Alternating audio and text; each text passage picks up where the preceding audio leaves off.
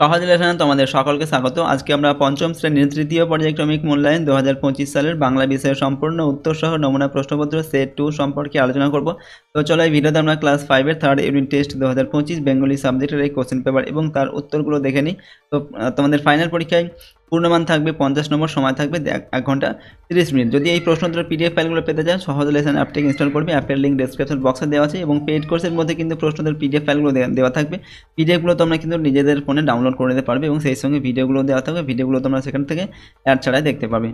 দেখো 1 নম্বর থেকে বলা হচ্ছে সঠিক উত্তরটি বেছে নিয়ে লেখো 1 × 11 = 11। 1 নম্বর থেকে ফণিমনসা দ্বিতীয়বার বনের পরীর কাছে কিসের পাতা চেয়েছিল? এখানে অপশান দেওয়া আছে, দেখো সবুজ কচি পাতার, কাঁচের পাতার, এরপর সোনার পাতার। আর তো সঠিক উত্তর এখানে কোনটা হবে? প্রথমে কাঁচের পাতা চেয়েছিল ফণিমনসা, দ্বিতীয়বার সে কাঁচের পাতা চেয়েছিল। ওকে, তো এরপর দেখো 1 2 নম্বর প্রশ্ন, মুকুট হয়ে ঝাঁক বেঁধেছে লক্ষ্য, সোনার মাছ, রূপোর মাছ, এরপর হীরের মাছ। তো সঠিক উত্তর কী হবে? লক্ষ্য হীরের মাছ। মুকুট হয়ে ঝাঁক বেঁধেছে লক্ষ্য হীরের মাছ। শ্রেণীবাচক বিশেষ্য পদ হলো মানুষ, সংঘ না জনতা? তো শ্রেণীবাচক বিশেষ্য পদ হচ্ছে, এখানে লিখবে মানুষ। 1 4 নম্বর, মাস্টারদার প্রকৃত নাম? এখানে রবিদাস, সূর্যদাস, সূর্যসেন। তো মাস্টারদার প্রকৃত নাম হচ্ছে সূর্যসেন। তাল নবমীর ব্রত ছিল সোমবার, মঙ্গলবার না বুধবার? সঠিক উত্তর হবে মঙ্গলবার। এরপর দেখো 1 6 নম্বর দেখে, গাছ শব্দটির একটি সমার্থক শব্দ হলো তটিনী, তরু, তন্দ্রা। গাছ শব্দের সমার্থক শব্দ হবে তরু। 1 7 নম্বর, উত্তম পুরুষের একটি উদাহরণ হলো আপনারা, আমরা, সে। তো উত্তম পুরুষের একটি উদাহরণ হচ্ছে আমরা। 1 8 নম্বর দেখে, অন্ধকার শব্দটির বিপরীতার্থক শব্দ হচ্ছে সূর্য, প্রদীপ, আলো। তো অন্ধকার শব্দের বিপরীত শব্দ হবে আলো। এরপর হচ্ছে দিল্লি শব্দটি একটি বিশেষণ না ক্রিয়া? তো দিল্লি হচ্ছে একটি বিশেষ্য পদ। ওকে, বিশেষ্য, একটি নামবাচক শব্দ। এরপর 1 10 নম্বর, গাছের থেকে ঝরতে থাকে ফল, ফুল, পাতা। উত্তর হবে এখানে পাতা। এরপর হচ্ছে ঘড়িটা ডুবিয়ে রাখে ঘিয়ে, এরপর তেলে না জলে? উত্তর হবে এখানে ঘিয়ে। এরপর দেখো পরের প্রশ্ন হচ্ছে 2 নম্বর থেকে, নিম্নলিখিত প্রশ্নগুলির পূর্ণ বাক্যে উত্তর দাও। 1 × 11 = 11। কোন ঋতুতে পথঘাট পিছল হয়ে পড়ে? এখানে উত্তর লিখবে বর্ষা ঋতুতে পথঘাট পিছল হয়ে পড়ে। রাজার পিসি কি দিয়ে ক্রিকেট খেলে? তো রাজার পিসি কুমড়ো দিয়ে ক্রিকেট খেলে। বিপরীত শব্দ লেখো ঐক্য আর জন্ম। তো ঐক্য হবে অনৈক্য, আর জন্ম হচ্ছে মৃত্যু। বিপরীত শব্দগুলো আমরা লিখলাম। 2 এর 4 নম্বর দেখো, ক্রিয়া রূপ অনুযায়ী শূন্যস্থানে শব্দ বসাও। এখানে দেখো রয়েছে আমার কথা কি ড্যাশ শুনতে পাচ্ছি। তো কী হবে? আমার কথা কি তোরা শুনতে পাচ্ছিস। তো শূন্যস্থানে কী বসবে? তোরা। 2 এর 5 নম্বর, ব্রিটিশ শাসিত ভারতবর্ষে কোন পতাকা উঠত? ব্রিটিশ শাসিত ভারতবর্ষে ব্রিটিশ পতাকা ইউনিয়ন জ্যাক উঠত। অর্থ লেখো মনীষী বিতিকিচ্ছিরি। মনীষী এটা কী হবে? মনীষী মানে হচ্ছে প্রতিভা সম্পন্ন ব্যক্তি, আর বিতিকিচ্ছিরি মানে হচ্ছে কুৎসিত, খারাপ দেখতে। 2 এর 7 নম্বর, দুটি উত্তম পুরুষের উদাহরণ দাও। দুটি উত্তম পুরুষের উদাহরণ হচ্ছে আমি, আমরা, এইগুলো হচ্ছে উত্তম পুরুষ। 2 এর 8 নম্বর, ফণিমনসা বারে বারে পাতাগুলো পাল্টে দেওয়ার আবেদন জানাচ্ছিল কার কাছে? ফণিমনসা বারে বারে পাতাগুলো পাল্টে দেওয়ার আবেদন জানাচ্ছিল বনের পরীর কাছে। এরপর পুরুষ নির্ণয় করো, তুই আর তোরা। তো দেখো তুই এটা হবে মধ্যম পুরুষ, আর তোরা তুই আর ওরা এটা হচ্ছে কি প্রথম পুরুষ, আর তুইটা হচ্ছে মধ্যম পুরুষ। 2 এর 10 নম্বর, আকাশের 2 বন্ধুর নাম কি? আকাশের 2 বন্ধুর নাম হলো চাঁদিয়ার ও পেটকাটা। 2 এর 11 নম্বর, একলা কবিতাটি কার রচনা বা কার লেখা? একলা কবিতাটি হচ্ছে শঙ্খ ঘোষের লেখা। পরের প্রশ্ন 3 নম্বর দেখে, নিচের প্রশ্নগুলি যথাযথ উত্তর দাও। 2 × 4 = 8। কোন আকাশ কবির ভালো লাগে না? এখানে উত্তর লিখবে যে আকাশে ঝড় বৃষ্টি রোদ্দুর ও মেঘ থাকে না সেই আকাশ কবির ভালো লাগে না। ইংরেজ আমলে ভারতীয়দের প্রতি ইংরেজদের আচরণ কেমন ছিল? তো ইংরেজ আমলে ভারতবাসীরা দিনের পর দিন খেটে গেছে, আর সেই খাটুনির ফল ভোগ করেছে সাদা চামড়ার ইংরেজরা। ঠিক আছে, প্রতিবাদ করলে কপালে জুটেছে অত্যাচার। কোনো প্রতিষ্ঠানে সাদা চামড়ার লোক ছাড়া অন্য কারো ঢোকার অনুমতি ছিল না। রেস্তোরাঁর গায়ে নোটিশ যুদ্ধ, কালো চামড়ার লোক এবং কুকুরের প্রবেশ নিষেধ। তো এইভাবে কিন্তু ভারতীয়দের সেই সময় অসম্মান করা হতো। কবি যখন একলা থাকেন তখন তার সাথে কারা থাকে? তো কবি যখন একলা থাকেন তখন তার সঙ্গে সবুজ গাছপালা, চলাচলের পথ এবং কাঠবিড়ালি থাকে। ফণিমনসা গাছের মনে কেন শান্তি ছিল না?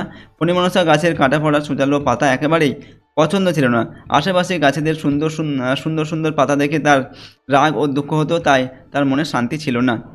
পরের প্রশ্ন দেখো, নিজের ভাষায় উত্তর লিখতে হবে, যে কোনো দুটি, প্রশ্নের মান 5 করে, 5 গুণে 10 নম্বর। 4-এর 1 নম্বর দাগে মায়াতরু কবিতাটি কে লিখেছেন, কবিতাটি কোন কাব্যগ্রন্থ থেকে নেওয়া হয়েছে, কবিতায় গাছকে মায়াতরু বলা হয়েছে কেন। তো মায়াতরু কবিতাটি লিখেছেন অশোক বিজয় রাহা। এরপর কবিতাটি তার ভানুমতির মাঠ কাব্যগ্রন্থ থেকে নেওয়া হয়েছে। কবিতায় গাছটি দিনের বিভিন্ন সময়ে বিভিন্ন রূপ ধারণ করত, যেমন সন্ধে হলে সে দুহাত তুলে ভূতের মতো নাচ করত, আবার আকাশে চাঁদ উঠলে ভাল্লুকের মতো গড়গড় করত, বৃষ্টি হলে কম্প দিয়ে ঝড় আসতো, বৃষ্টির পর আবার যখন চাঁদ উঠতো তখন লক্ষ হীরার মাছ হয়ে যেত। তাই কবিতায় গাছটিকে মায়াতরু বলা হয়েছে। তাহলে 2 নম্বর, কে খোকা বাবুর দেখো, কি খোকা ঠাকুর যাচ্ছ কনে এত ভোরে, উদ্ধৃতিটি কোন পাঠের অংশ, লেখকের নাম লেখো। খোকা ঠাকুর বলতে কাকে বোঝানো হয়েছে, খোকা ঠাকুর ভোরবেলা কোথায় যাচ্ছিল। তো দেখো এখানে আমরা উত্তর লিখছি, উদ্ধৃতিটি তাল নবমী পাঠের অংশ, ঠিক আছে। এরপর দেখো লেখকের নামটা কি, লেখকের নাম আমরা লিখবো, লেখকের নাম বিভূতিভূষণ বন্দ্যোপাধ্যায়। তো খোকা ঠাকুর বলতে কাকে বোঝানো হয়েছে, খোকা ঠাকুর বলতে ক্ষুদিরাম ভট্টাচার্যের ছোট ছেলে গোপালকে বোঝানো হয়েছে। তো সে ভোরবেলায় কোথায় যাচ্ছিল, খোকা ঠাকুর ভোরবেলায় দিঘির পাড়ে তাল কুড়োতে যাচ্ছিল, ঠিক আছে। এরপর দেখো 4-এর 3 নম্বর, বোম্বাগড়ের রাজা কবিতাটি কার লেখা, এই কবিতায় উল্লিখিত আজব নিয়মগুলি নিজের ভাষায় লেখো। তো বোম্বাগড়ের রাজা কবিতাটি হচ্ছে সুকুমার রায়ের লেখা। এই কবিতায় উল্লিখিত আজব নিয়মগুলি হলো, রাজা আমসত্ত্ব ভাজা ছবির ফ্রেমে বাঁধিয়ে রাখেন, রানী দিনরাত মাথায় বালিশ বেঁধে রাখেন, রানীর দাদা পাউরুটিতে পেরেক ঠোকেন। এরপর হচ্ছে সর্দি কাশি হলে লোকে ডিগবাজি খায়, জ্যোৎস্না রাতে সবাই চোখে আলতা মাখে, ওস্তাদরা মাথায় ঘাড়ে লেপ মুড়ি দেয়, পণ্ডিতেরা ডাকের টিকিট তাদের টাকের ওপর মারে। এরপর ঘিয়ের মধ্যে ট্যাকমুড়িটা ডুবিয়ে রাখে, রাজা বিছানা পাতে সিরিজ কাগজ দিয়ে আর সবার মাঝে হুক্কা হওয়া বলে চেঁচায়, মন্ত্রী রাজার কোলে বসে কলসি বাজায়, রাজার পিসি কুমড়ো নিয়ে ক্রিকেট খেলেন, রাজার খুঁড়ো হুঁকোর মালা পরে নাচতে থাকে, ঠিক আছে। তো এইগুলো এই যে বোম্বাগড়ের যে আজব কাহিনী সেগুলো আমরা লিখলাম। এরপর 5 নম্বর দেখেন, যে কোনো একটি বিষয়ে তোমাদের অনুচ্ছেদ রচনা লিখতে হবে। এখানে প্রশ্ন 10টি বাক্যের মধ্যে প্রশ্নের মান হচ্ছে 10 নম্বর। প্রথম রয়েছে গাছ আমাদের বন্ধু, বিদ্যালয়ের গ্রন্থাগার, আর বিদ্যালয় জীবনে খেলাধুলার ভূমিকা। এরপর বাংলার উৎসব। তো দেখো এরপর রয়েছে রবীন্দ্রনাথ ঠাকুর। যে কোনো একটি লিখতে হবে, 5টি তোমাদের দেওয়া আছে। তো আমরা এখানে বাংলার উৎসব সম্পর্কে একটি এখানে রচনা লিখছি। মানব জীবনের একটি অপরিহার্য অঙ্গ হলো উৎসব। উৎসব মানুষকে আনন্দ দেয়, প্রসারিত করে তার অস্তিত্বকে। বাঙালি জীবনে সারা বছর ধরে অজস্র উৎসব লেগে থাকে।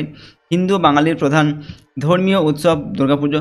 দুর্গাপুজো ছাড়া কালী পুজো, সরস্বতী পুজো, লক্ষ্মী পুজো, বিশ্বকর্মা পুজো, মনসা পুজো প্রভৃতিও বাংলার বিশিষ্ট ধর্মীয় উৎসব। মহরম, ঈদ, শবে বরাত প্রভৃতি মুসলমান সম্প্রদায়ের উৎসব বাঙালি জীবনের সঙ্গে অবিচ্ছেদ্যভাবে জড়িত এই উৎসবগুলি। বাঙালি খ্রিস্টানদের মধ্যেও রয়েছে বড়দিন, গুড ফ্রাইডে প্রভৃতি উৎসব। বাংলা সামাজিক উৎসবগুলির মধ্যে বিবাহ, অন্নপ্রাশন, জন্মদিন, উপনয়ন প্রভৃতি বিশেষভাবে উল্লেখযোগ্য। বাংলা ঋতু উৎসবগুলির মধ্যে রয়েছে প্রধান যে উৎসব সেগুলি হলো নবান্ন, পৌষ পার্বণ, মাঘোৎসব, দোলযাত্রা, নববর্ষ প্রভৃতি। এইসব উৎসব। আর স্বাধীনতা দিবস, প্রজাতন্ত্র দিবস, রবীন্দ্র জয়ন্তী, নজরুল জয়ন্তী, নেতাজি জয়ন্তী উপলক্ষে প্রতি বছর বিভিন্ন স্থানে যেসব অনুষ্ঠান হয়ে থাকে সেই অনুষ্ঠানগুলি প্রকৃতপক্ষে উৎসবের চেহারায় ধারণ করে। এসব উৎসব আছে বলেই সমস্যা জটিল দুঃখ জর্জর জীবনেও বেঁচে থাকার আশ্বাস পাওয়া যায়। এইসব উৎসবের মধ্যেই রয়ে গেছে বাঙালির প্রাণের পরিচয়। তো এইভাবে আমরা এই রচনাটি লিখলাম। এরপর রবীন্দ্রনাথ সম্পর্কে একটা রচনা লিখছি আমরা, তোমরা যে কোনো একটি পরীক্ষায় লিখবে। তো কলকাতার জোড়াসাঁকোর ঠাকুর পরিবারে রবীন্দ্রনাথ ঠাকুর জন্মগ্রহণ করেন 1861 খ্রিস্টাব্দের 7 মে। তার বাবার নাম মহর্ষি দেবেন্দ্রনাথ ঠাকুর, মায়ের নাম সারদা দেবী। বাল্যকালে রবীন্দ্রনাথ ওরিয়েন্টাল সেমিনারি ও নর্মাল স্কুলে কিছুদিন লেখাপড়া করেছিলেন। স্কুলের লেখাপড়া তার ভালো না লাগায় স্কুল ছেড়ে দিয়ে বাড়িতে মন দিয়ে লেখাপড়া করতে থাকেন। উচ্চশিক্ষার জন্যে তাকে বিলেতেও পাঠানো হয়েছিল, কিন্তু সেখানেও তার মন টেকেনি। তিনি দেশে ফিরে এসে কবিতা, গল্প, গান, নাটক লেখা শুরু করেন। রবীন্দ্রনাথ অজস্র গান, কবিতা লিখেছেন অনেকগুলি নাটক, উপন্যাস ও গল্প। 1913 খ্রিস্টাব্দে ইংরেজিতে গীতাঞ্জলি কাব্যগ্রন্থের জন্য রবীন্দ্রনাথ নোবেল পুরস্কার লাভ করেন। 1941 খ্রিস্টাব্দের 7 আগস্ট তারিখে 1348 সাল 22 শ্রাবণ রবীন্দ্রনাথ ঠাকুরের মৃত্যু হয়। তো এইভাবে আমরা ছোট সংক্ষেপে লিখলাম এই রচনাটি। তো আজকের এই ভিডিওতে আমরা তোমাদের ক্লাস 5-এর 3rd ইউনিট টেস্ট 2025 বাংলা বিষয়ের একটি নমুনা প্রশ্নপত্রের সম্পূর্ণ উত্তর আলোচনা করলাম। এর আগে আমরা সেট 1 এর উত্তর সম্পর্কে আলোচনা করছি, এটা আমাদের সেট 2।